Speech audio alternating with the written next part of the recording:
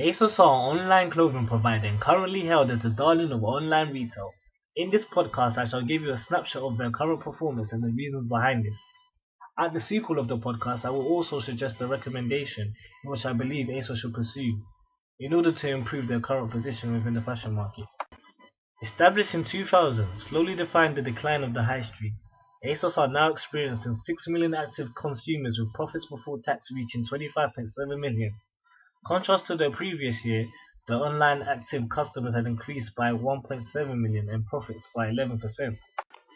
The reason for ASOS continuing to defy the odds lies in the strategic positioning and decision making, one being their clear target of young adults who are highly interested in fashion. The decision to entice each customer was by creating empathy for the brand with a service offering on various channels, with the introduction of their own brand of clothing in 2004, a cosmetics brand in 2005, and what I like to call the seal of approval being the ASOS magazine in 2007.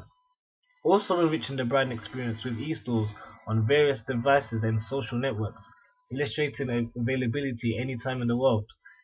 ASOS now hold the position of second visited clothing retailer on the planet, whilst winning accolades such as the award for Online Retailer of the Year for 2012.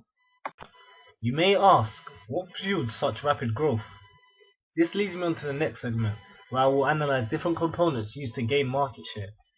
One reason why ASOS's current performance has been impeccable is due to the number of critical success factors they possess. Critical success factors are those product features that are particularly valued by a group of customers and therefore where the organization must excel to outperform competition. ASOS do not hold just one critical success factor, but rather a multitude, and this enables ASOS to establish themselves ahead of their rivals. With 749,000 visitors a day on average, only 171,000 behind leaders Vansel.com, validates the critical success factors in possession, which are reputation, after-sales service, delivery, reliability, and product quality. Nonetheless, ASOS are missing one vital ingredient, which is the testing of the product. The product cannot be tested until purchased and delivered. However, this is subsidized by ASOS committing to their free worldwide shipping stance. Gemma Lovelock states that ASOS have done what other retailers fail to do.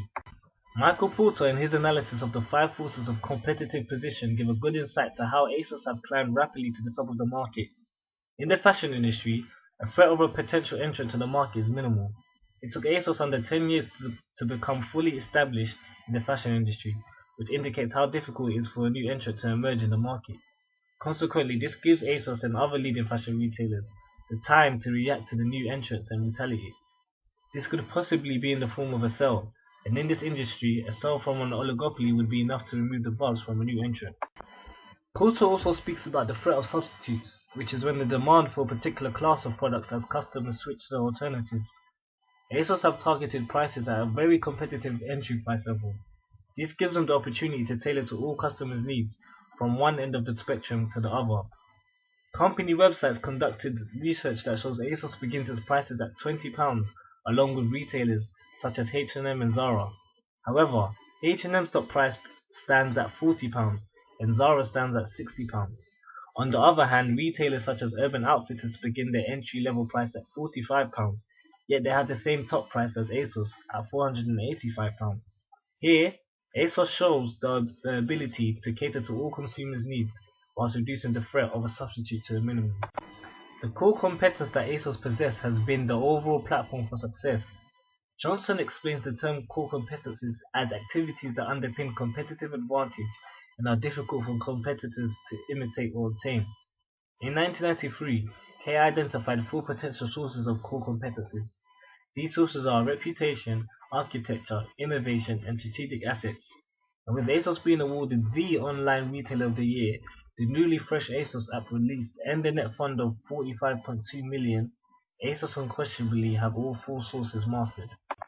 ASOS are currently leaders, however, they need to be prepared for any unseen events in the future, particularly under the economic aspect of the Pressel framework.